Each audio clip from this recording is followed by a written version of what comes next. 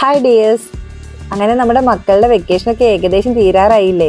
അപ്പോൾ എല്ലാ അച്ഛനമ്മമാരെയും പോലെ തന്നെ മോക്ക് സ്കൂൾ ഓർക്കുമ്പോൾ എന്തൊക്കെ വാങ്ങിക്കണം, എവിടെ നിന്ന് വാങ്ങിക്കണം ഒക്കെ ഞങ്ങൾ ആലോചിച്ചുകൊണ്ടിരിക്കുകയായിരുന്നു കേട്ടോ. അപ്പോൾ ഗൂഗിൾ ചെയ്തപ്പോഴാണ് കാലിക്കറ്റ് ഏറ്റുമാട്ടുള്ള കാര്യം ഞങ്ങൾ അറിഞ്ഞത്.